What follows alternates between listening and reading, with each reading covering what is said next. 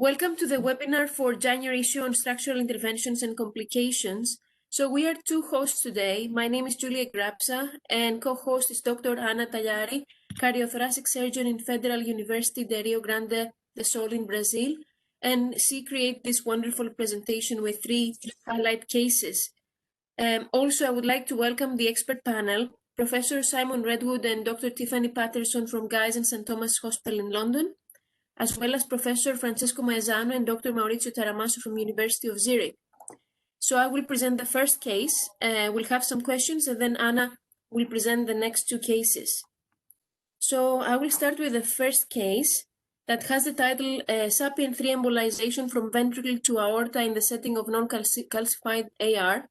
And the first author is Dr. Robin Leroux, and the last author, Dr. Thibault Manigault. And the authors are coming from Nantes in France. Now, they describe a 70-year-old female lady, and she has a past medical history of obesity, metabolic syndrome, and she had a PCI 1 year before for silent coronary artery disease. And at the time, she had preserved ejection fraction. She presents with acute shortness of breath. She is actually in heart failure, and she has holodiastolic murmur at the right stellar border. And on the transthoracic, it seems that the ejection fraction dropped to 20%. The LV is dilated. The end diastolic diameter is 68 millimeters. And she has massive aortic regurgitation that we will see on the next slide. This one, yes, that is the transesophageal echo that shows the tricuspid aortic valve. And it seems that the right coronary leaflet is prolapsing. That's why we have eccentric severe aortic regurgitation. Now, it was discussed at the multidisciplinary meeting, and the surgeons quoted a high risk for open heart surgery, so the patient was considered inoperable, and that's why they suggest percutaneous approach. She had a preoperative CT scan that demonstrated an aortic annulus area 443 millimeters square, and that's why the operators chose a Sapien 3 valve of 26 millimeters, and there was no significant calcification. So going to the next slide, here is how they chose actually the valve from the CT scan. So during the transvalvular approach, the authors lost of capture during rapid pacing, and this required emergency device repositioning before full inflation to nominal diameter. It seemed that there was low implantation height, and they were not happy with the bioprosthesis shape and position. So the next step, what they did is post-dilated with 2 mL of additional volume, and you can see that they write that it's 29% oversizing, but then the device migrated into the LV, and we had LV embolization of the device. Now, then what they did next is they tried to recapture and position then the valve into the LVOT. They recrossed the valve, the underinflate Z-med balloon with a 28 millimeters balloon and retrieving it gently. But however, the bioprosthesis, as we call, poisoned partially upside down, and then it jumped into the aorta. Now the patient was hemodynamically unstable. They intubated him and he required inotropic support. And then they implanted a 29 millimeter Sapien 3 valve. That was the nominal diameter. You can see that they mention a 49% oversizing. Then in order to stabilize the Sapien 3, the 26 millimeter valve, they used the thoracic graft and to relieve the obstruction from the migrating bioprosthetic valve.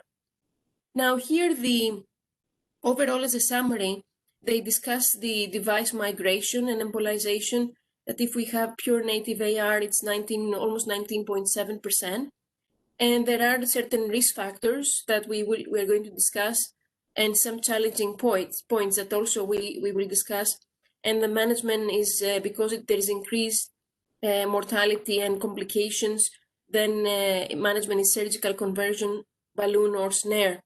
The authors mentioned that's the first report that they used the thoracic endovascular graft to restore hemodynamic condition of the patient. And just Anna highlighted two registries. Actually, it's the travel registry that in all TAVR patients, they report embolization or migration in 0.92% of patients. And there are certain prognostic factors. And of course, it has a high incidence of death and stroke. And also this editorial by Doctors Binder and Webb, that they describe how we can prevent the transcatheter valve migration and embolization. Now, I would like to start from Professor Simon Redwood. Simon, when there is not enough calcification in aortic regurgitation and you perform TAVR prosthesis, if you were to advise a fellow for a Sapien 3 implant, what are the tips and tricks? Well, most of it is pre-procedural planning, and I think the most important thing is to look very closely at the CT. The extent of the calcification, the size of the sinuses, the height of the coronaries, the size of the outflow tract, and of course the size of the annular. So really what we should be looking at anyway, but in the case of pure AR with no calcification, you need to be very careful about the sizing. And during the procedure, as has already been mentioned, we usually aim for 15 to 20% oversizing. Usually more than 20% oversizing is not recommended because of the risk of annular rupture or the risk of conduction disturbances. So it's interesting in this case that they went with a 29 millimeter valve. I would have been very sort of worried about going that much, 49% oversizing, but nevertheless it worked in this case. And then during the procedure, some people like to do these under general anesthetic. I have to say we don't, we do them under local anesthetic. Some people use two pigtails in different sinuses in order to help guiding the positioning of the valve. And some people use CT fusion. We don't use CT fusion, we usually just use a single pigtail. And then of course there's the device selection. So my experience is really with the Sapien, but some people use dedicated devices for aortic regurgitation, such as the Jena valve and the J valve, and in the past the transapical accurate was actually licensed for pure aortic regurgitation. Thank you very much, Simon. I will move to Tiffany, and we had a few patients with severe AR and who were high-risk patients for open heart surgery. Do you think, Tiffany, that the transcatheter landscape may evolve enough to address these lesions, and how, for example, patients that they cannot be operated, how easy is then with the new valves to go ahead and do a TAVR in severe AR? Thank you, Julia. Yes, as Simon said, there are dedicated transcatheter heart valve devices, such as the Jena valve and J valve. Our experience is predominantly with the Edwards device, and certainly we're doing TAVI for pure severe native AR currently at the moment in high surgical risk patients, as he mentioned. I think we've still got a bit of a way to go though before we're doing these in lower risk patients. Thank you very much. Any other comments from your side before we move to the next case? Just one thing to mention, it's interesting in this case it actually embolized in both directions. My understanding, and I'll be interested in Francesco's view on this, is that once the valve is in, during systole there's a gradient of 5 or 10 millimeters, but during diastole there's a gradient of much, much higher. So my understanding is that there's more tendency for the valve to embolize towards the ventricle than towards the aorta once it's been implanted. Yeah, it's correct, Simon. Actually, if I understand well, the embolization in the aorta has been basically during the attempt of repositioning the valve. Actually, the valve, as usual, it is the case, went into the ventricle.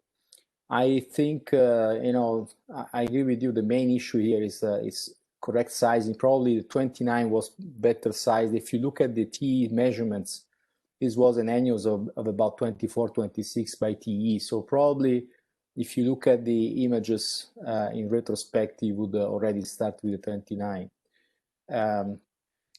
But it's true. The problem when we go off-label indication with non-dedicated devices in aortic insufficiency, the problem is embolization in direction of the left ventricle. This is very common the case with all different valves, very common with self-expanding evolutes or core valve before. And in many of these cases where we did this approach, we were then forced to implant a second valve to achieve sealing. Okay, that's very interesting, and thank you very much for your comments. Shall we move to the next case, Anna?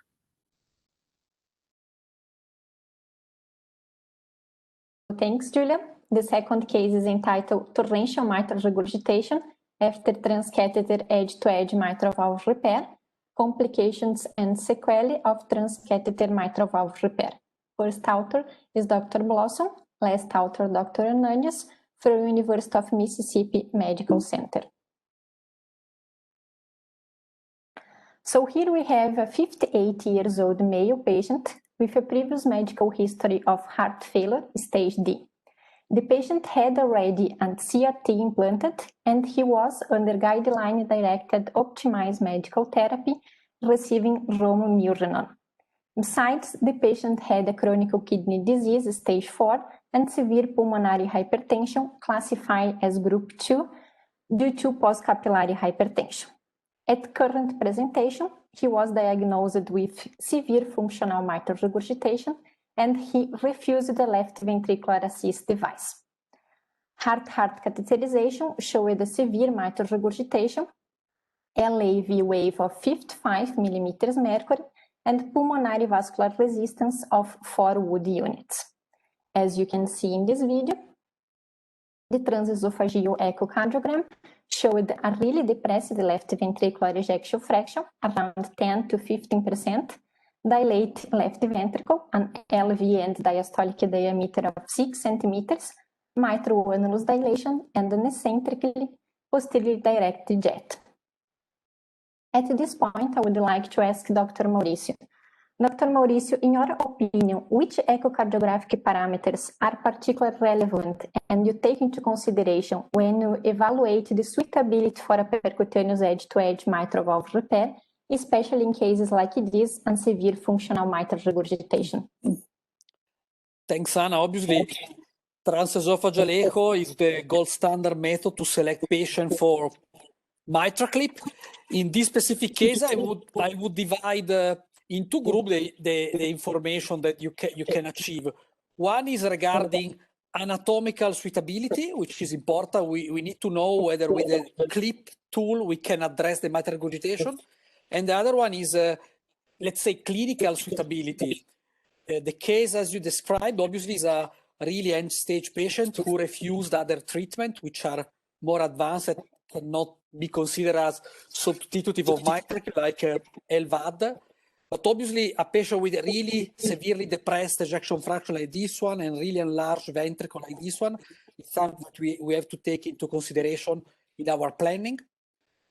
And then, regarding the anatomical suitability, it's really important to assess the length of the leaflet, the mechanism of regurgitation, and also whether the gap within the leaflet is addressable with a clip. Like in this case, it seems to be you can measure the gap between the leaflet, you can measure how much the leaflet are tethered towards the apex of the ventricle.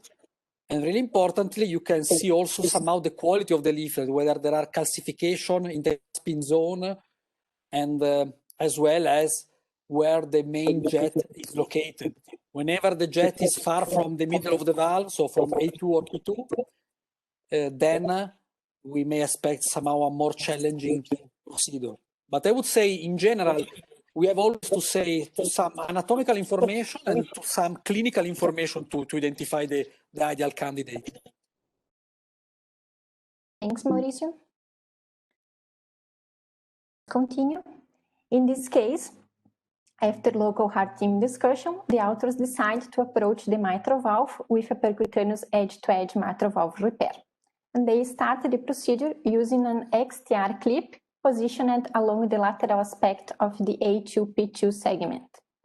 After this first clip implantation, the echo showed an improvement in terms of mitral regurgitation from severe to moderate, but with no hemodynamic improvement in terms of mean LA pressure and V-wave pressure, which was up to 52 millimeters mercury. So my question here is for Professor Maisano.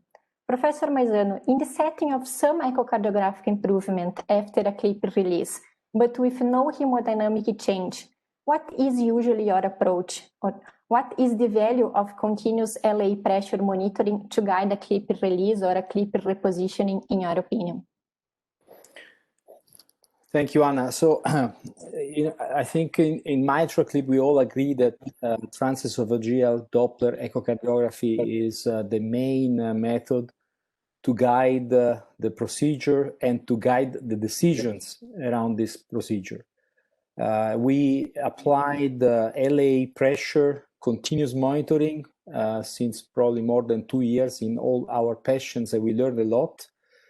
I had to also to clarify that the latest generation of mitral clip and Pascal device, they both have this feature embedded. So now every procedure can be guided by continuous monitoring of LA pressure.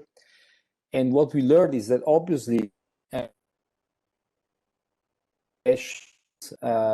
not treating the color of the patients, we are treating the hemodynamic consequences of mitral regurgitation. Therefore, having a support from this kind of information from the hemodynamic improvement following clip implantation can be very useful. And also very useful is to look at the LA pressure instantaneous changes, because these are going to be less influenced by any loading condition change that may happen even in very few minutes during this procedure. So we really look at the instantaneous change as the clip is being closed. And if you see a decrease of LA pressure, particularly mean LA pressure, then you may expect an improvement in symptoms in these particular patients. So in this particular case, we see that the V wave did not change too much compared to baseline. It was 55 before, it's 52 after the clip implantation. We don't know about the mean LA pressure, but I would not expect any increase, because if you have a decrease in a V wave, unless you have a stenotic valve, you will not see an increase in mean LA pressure. It looks like in this particular case, the first clip has been not successful. But obviously the decision whether this clip should be left in place or should be repositioned, or if you may even think about aborting the overall procedure, is based on a multifactorial decision making. You need to look at the color Doppler, if there is any change in the direction and in the magnitude of the MR, if there is any anatomical change, if there is any distortion that you may identify by echo. And obviously you need to take care of also of the other parameters, including, for instance, the venous, the pulmonary venous tracing. So in this particular case, I would say the first clip has not been so effective, probably because of the annular dilatation, and I look forward to know what happens afterwards. So the strategy in this case was to choose a second XTR clip positioned medial to the first one, but the authors required the clip retraction after multiple failed attempts to capture the leaflets. As you can see in this video, at this point, the echo showed a torrential mitral regurgitation due to a perforation in the posterior leaflet. There was also a hemodynamic impairment with a V wave up to 9 millimeters mercury. The patient required an escalation of vasopressor doses and the implant of an intra-aortic balloon pump.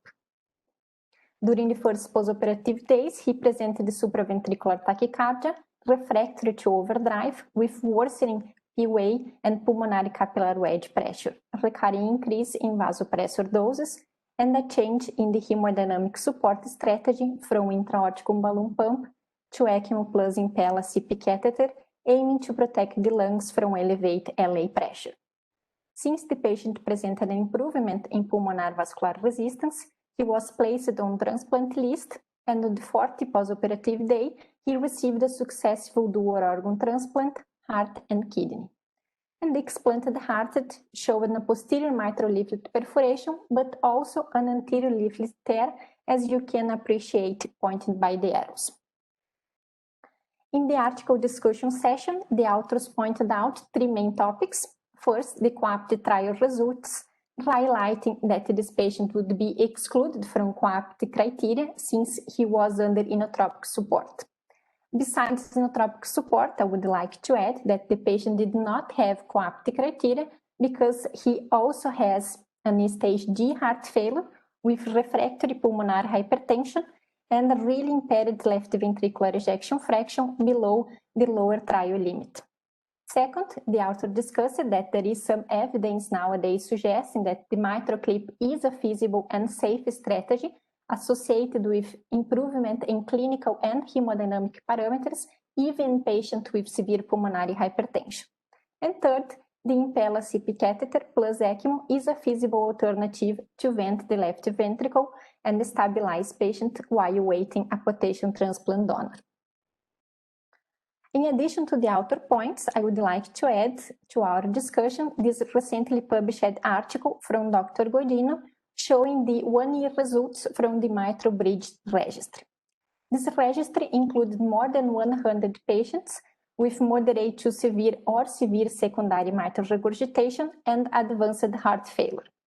Patients were classified as waiting heart transplantation, the in-list group, suitable for heart transplantation but waiting clinical decision, the bridge to decision group, or not suitable for heart transplantation, especially due to pulmonary hypertension, the bridge to candidacy group.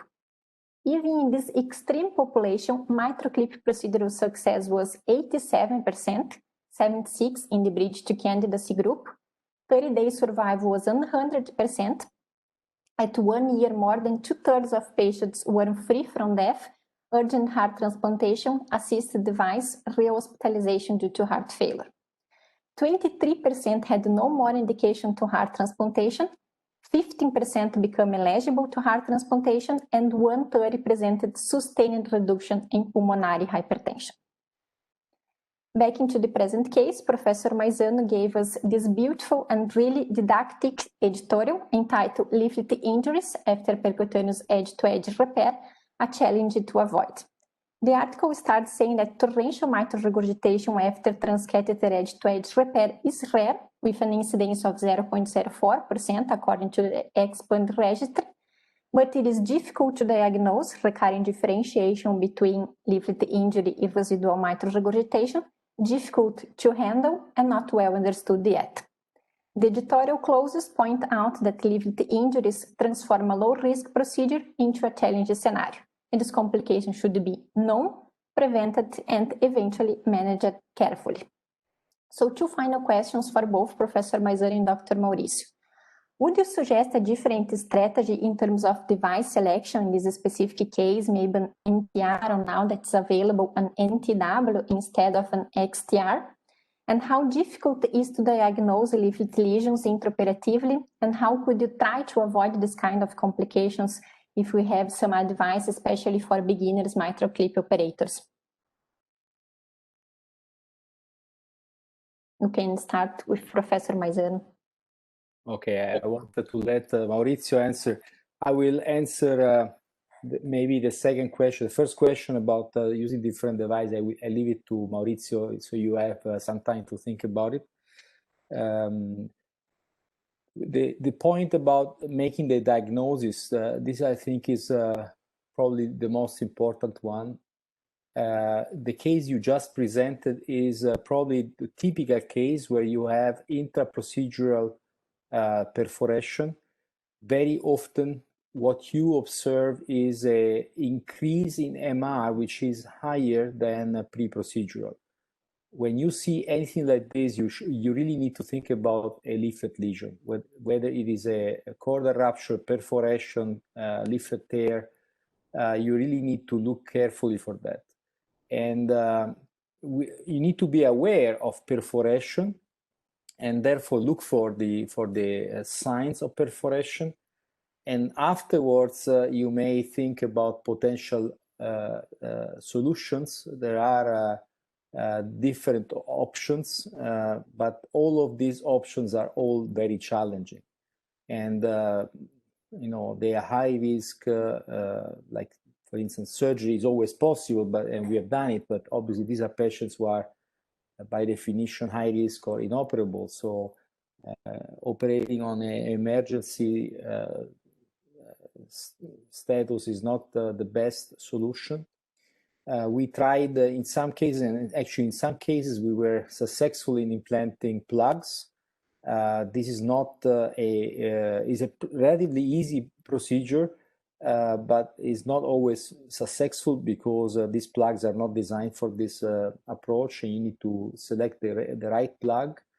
In a lesion like the one you see now in this picture, probably you should think about an AVP3 because it's oblong, but every lesion can be different. And obviously, plug only works in perforations, not in leaflet tears. You may think sometimes in implanting additional clips, but usually it doesn't really work. So in many occasions, the procedure ends up in a very complex situation. And this patient was very lucky. Maybe was better to use a different strategy. Maybe Maurizio, you may elaborate on this.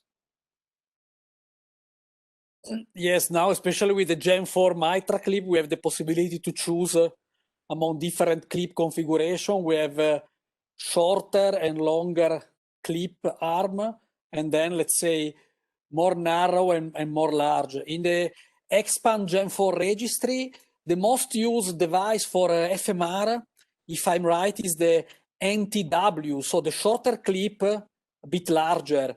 And this probably would have been, it's always easy to talk thereafter, but probably the concept of using a shorter clip in a patient with such an enlarged annulus reduce the stress on the leaflet. And probably this could have reduced the chance of tearing. It's not a contraindication having a functional etiology to use a XTR or XTV, obviously, because especially if you have a long leaflet, you can grasp more tissue. But in general, if the annulus is enlarged, and especially if you see somehow this kind of morphology where the leaflet are almost horizontal, so you can really see that by pulling a lot of tissue, you can have more tension, is usually advisable to use a shorter clip like an NTR or now an NTW, which is probably the most used clip configuration in this kind of anatomy. So yes, retrospectively, I would have used a different clip for this case. So thank you. Do you want to say more something, Professor Maisano, or could you pass for the next case? No, I think the only feedback I would like to give is about what just Maurizio said now. The Expand registry has been recording use of clips in expert high volume centers, and actually differently from the very beginning, where most centers were using XTRs in almost every case, particularly in functional MR cases where there was a lot of MR. Lately, most centers have been switching to NTRs, and NTW obviously is reducing the chance of leaflet tears because of the larger surface of apposition. So once more, similar to the first case, imaging and pre-procedural planning plays a major role in the success of the procedures, and in particular in mitral clip, in maintaining these procedures safe. Thank you, Professor Maisano and Dr. Maurizio. The last article is entitled The Spectrum of Casus Mitral Annulus Calcification. The first author is Dr. Meyer, and the last is Dr. Feutner from Innsbruck, Austria. The authors start the article presenting what is casus mitral annulus calcification. It is a MAC variant with an incidence of 0.07% in the general population, usually with a benign prognosis, not requiring any additional treatment, but just a conservative management. But in some cases, this lesion can grow and infiltrate adjacent territories, being associated with severe mitral valve dysfunction, transient aortic outflow tract obstruction, embolization, heart block, or constrictive pericarditis. The diagnosis should be based on a multimodality imaging approach, with echo being the first line, CT usually used to confirm the calcified nature, and cardiac MRI to help differentiate from other potential diagnoses. So to illustrate this disease, the authors bring 3 cases. The first case illustrates the dynamic evolution of a CMAC lesion and an atypical location. The patient is a 76-year-old male patient with a previous history of biological aortic valve replacement plus CABG performed 11 years ago, and a TAVI valve involved performed in 2014. At the TAVI time, the cardiac CT showed a heavily calcified posterior mitral annulus with a large, atypically located isolated casus calcification in continuation to the aortic outflow tract. This is really an atypical location since the majority of CMAC cases are located at the posterior mitral valve aspect. Since the authors had the CTs performed before and after TAVI, they could establish the dynamic nature of the lesion over a 19 years period. So in 2001, the first picture, we can see that there was a minimal calcification at the anterior and posterior mitral annulus. In 2011, 10 years after, there was a small casus at the anterior annulus. In 2014, at the TAVI time, the lesion increased at the anterior mitral annulus with a decrease in its density. 2 years after, there was a complete liquefaction. And nowadays, an increased calcified mass with small areas of central liquefaction at the posterior mitral valve aspect. The second case illustrating a typical mobile CMAC mimicking a valvular mass. The patient was a 78-year-old woman with hypertension, previous cerebral emboli, and non-ST elevation myocardial infarction. The echo, as we can see in the pictures and videos, showed a shelf-like echo-dense mass beneath the P2 segment.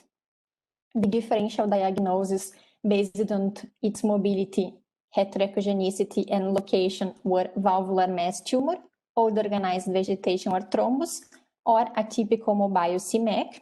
The ECG-gated CT showed an calcified mass at the junction of the atrioventricular groove and posterior leaflet, with non-contrast enhancement in both CT and cardiac MRI late gadolinium. And the third case illustrates the CMAC aspect at cardiac MRI. The patient was a 45-year-old male under hemodialysis and with chronic myocardial infarction. And the cardiac MRI showed a large mass-like lesion adjacent to P1 and P2 segments of the mitral valve. The main characteristics in the cardiac MRI were a hypointense signal in the T2 sequence with weak T1 hypointensity, and also a brighter border evidencing a broad ring of late gadolinium enhancement. The ECG-gated CT again showed a centrally hypodense mass with irregular calcified borders in the continuity to the scar at the circumflex territory. Complementing this article discussion, I'm bringing here another paper entitled Casus mitral annulus calcification, a rare complication of a common disease that needs recognition, from Dr. Sara and Dr. Rito. And this figure illustrates the main aspects of a CMAC lesion, the main risk factors: age, female sex, chronic kidney disease, and calcium disorders, and how we can differentiate an CMAC and a MAC, an echo, CT, cardiac MRI, and FDG.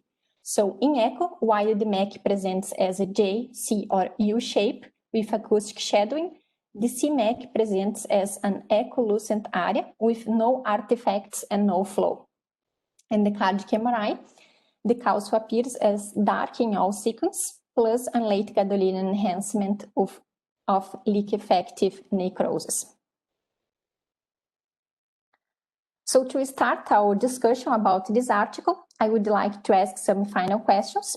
First, to Dr. Simon. Dr. Simon, from an interventionalist perspective, What are your tips and tricks to perform a transcatheter valve in MEC?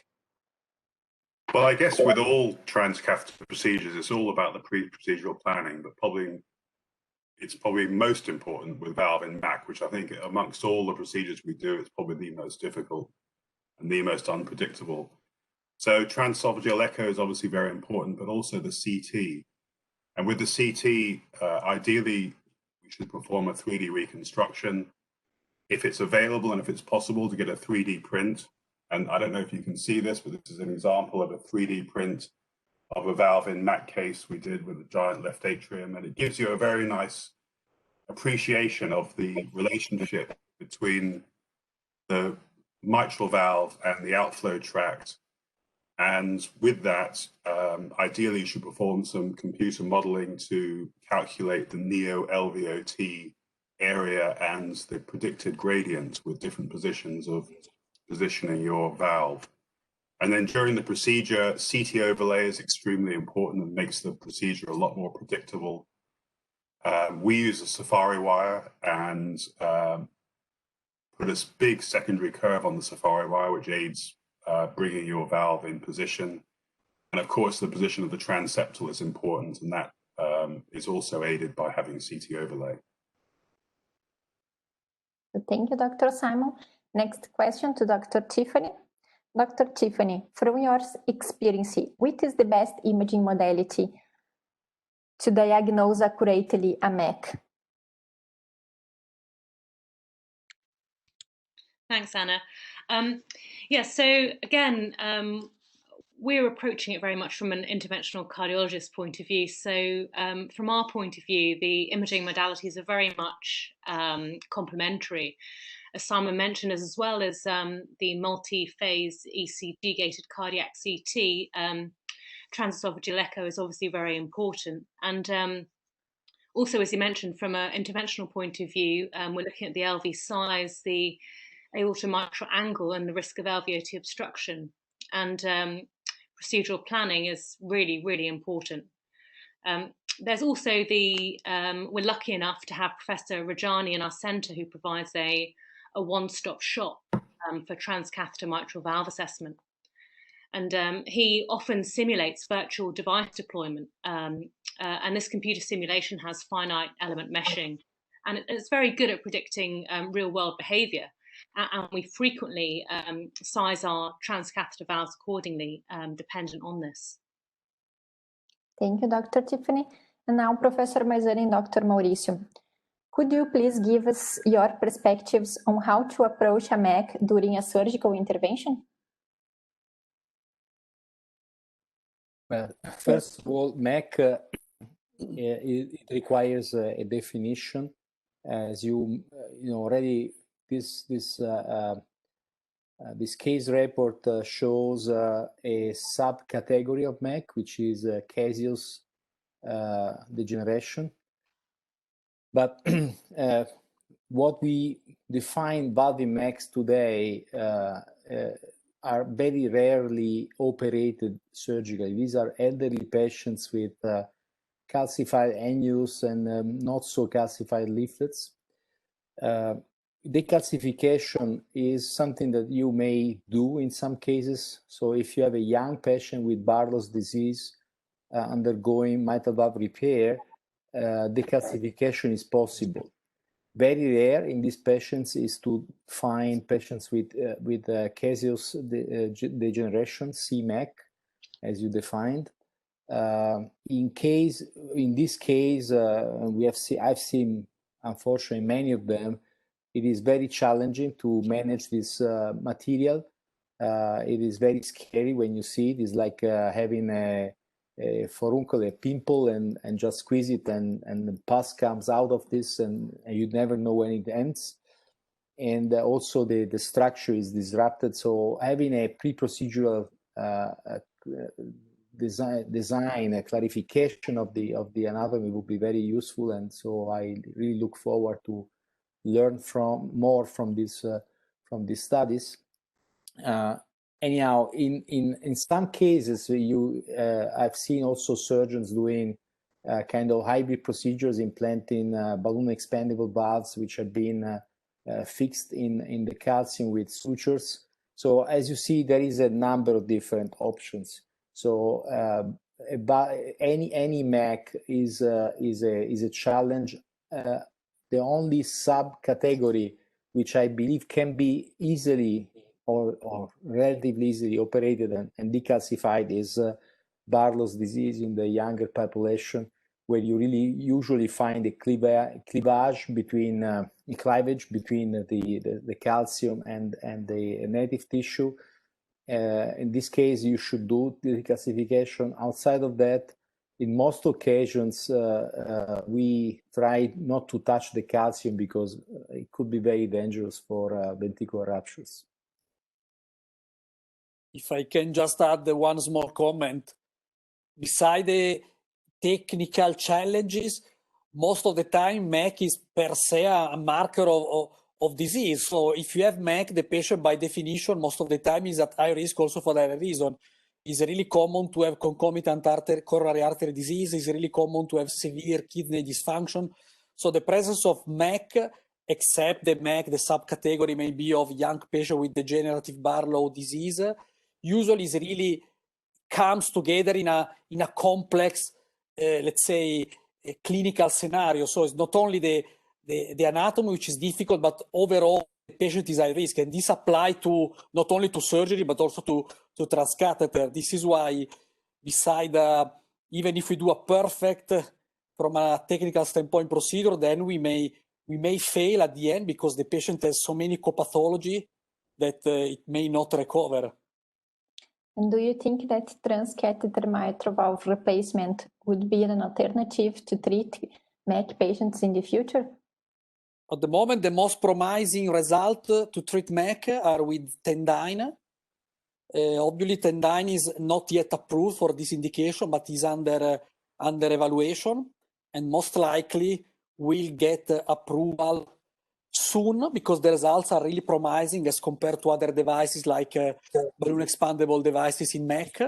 So yes, I think there is potential for this kind of approach to treat MAC patients in the future and to become probably the gold standard approach for most of them. Thank you. Dr. Simon and Dr. Tiffany, would you like to add something? I don't think so, apart from what I said about the pre-procedural planning. It's by far the most important thing. And as Tiffany mentioned, you really need somebody that's an expert in CT to help and aid in performing the 3D reconstructions, the 3D prints, the computer modeling. And that really makes the procedure a lot more predictable. That's fantastic. So I will now I'm coming at the end. That to say that was an interesting discussion, and I was thinking that rightfully so, we decided to gather all these complications because we feel that they have a lot of learning points, especially for people, for fellows that they start their career now, and procedural complications. We were a little bit hesitant at the beginning to gather the procedural complications, but it seems that we had a good result, and at least these cases have been representative of what may happen in the cath lab. So thank you so much for being here. I don't know if you have any final comments before we close. I would like to thank you, Dr. Simon, Dr. Tiffany, Dr. Maurizio, Professor Maisano, you, Julia, for the invitation. I think that the final message is proper perioperative planning and proper intra-procedural performance to achieve proper result in the end and the best to our patients. Perfect. Any comments, Maurizio, Francesco, Simon, Tiffany? I can just say one thing, the best way to manage complications is to avoid them. So planning is fundamental. And I think in the three cases that we have seen, if a fellow listened to this webinar, should probably listen twice. Go back and see again the case presentation. You will find out that probably with a better planning, you would avoid this complication in case 1 and 2. And the case number 3, actually the presentation number 3 has a very powerful potential for avoiding complications. I think we don't know much about CMAC, but if you look at these pictures, if you see a patient with these pictures and you want to do a percutaneous treatment with any kind of device, use some protection device for the brain, because this caseous calcification has a high potential to embolize. So in general, knowledge and expertise and sharing experience is the best way to avoid complications, and keep an eye on imaging, because it will keep you safe. Thank you so much, all of you.